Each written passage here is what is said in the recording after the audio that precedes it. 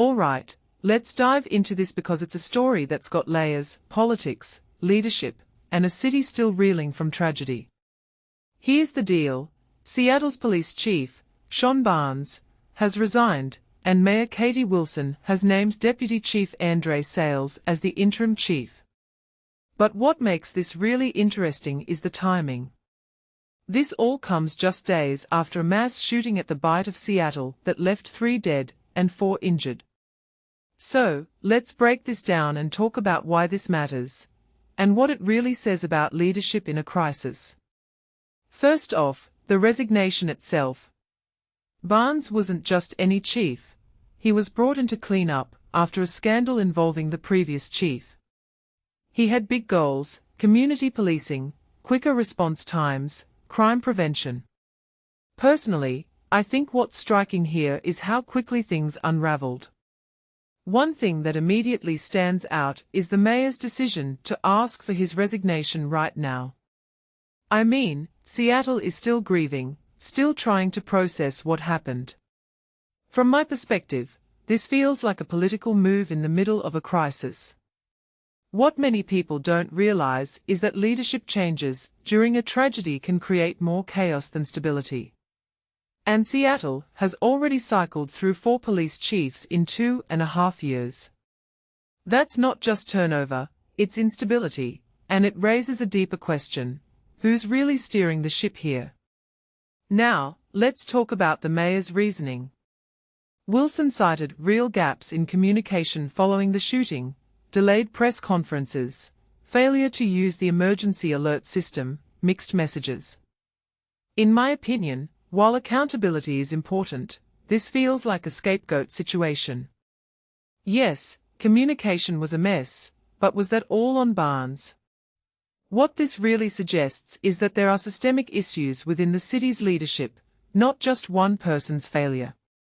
If you take a step back and think about it, the mayor's office and the police department both share responsibility for how information flows, or doesn't flow, during a crisis. Here's where it gets even more complicated: the community reaction. Black community leaders, including groups like the Seattle NAACP and Community Passageways, rallied in support of Barnes. They pointed out that he's been engaged, visible, and committed to the community. A detail I find fascinating is that Barnes was seen dropping flowers at the vigil for the victims, possibly his last public act as chief. This isn't just about a resignation, it's about trust. These leaders were saying, wait, this guy was actually doing the work. And now he's gone. What does that say to the community?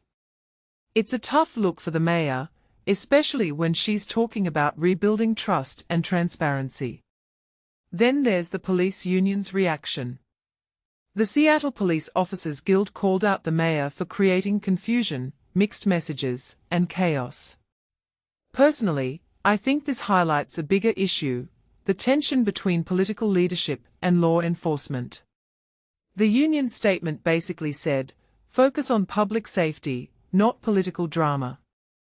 And honestly, they are not wrong. Seattle is dealing with gun violence, drug markets, human trafficking. These are massive issues that need steady hands, not leadership shakeups. Now, let's talk about the interim chief, Andre Sayles. He's got experience, including as a police chief in Beloit, Wisconsin. But here's the thing: he's stepping into a role where the city is already questioning its leadership. In my opinion, this is a tough spot for anyone. Sayles will have to prove he can stabilize the department while the city searches for a permanent chief. And that search? It's going to be under a microscope. Who's going to want this job right now? That's the real question. If you take a step back and think about it, this whole situation feels like a symptom of something bigger. Seattle is a city at a crossroads, dealing with crime, political divisions, and now, a leadership vacuum. What many people don't realize is that these kinds of crises can either break a city or force it to rebuild stronger. But right now, it feels like Seattle is still figuring out which path it's on. So, Here's my closing thought. Leadership isn't just about making decisions, it's about timing, accountability, and understanding the moment. Was this the right move? Personally, I'm not convinced. But what do you think? Is this a necessary reset, or just more chaos in an already turbulent time? Let me know in the comments. This is a conversation worth having.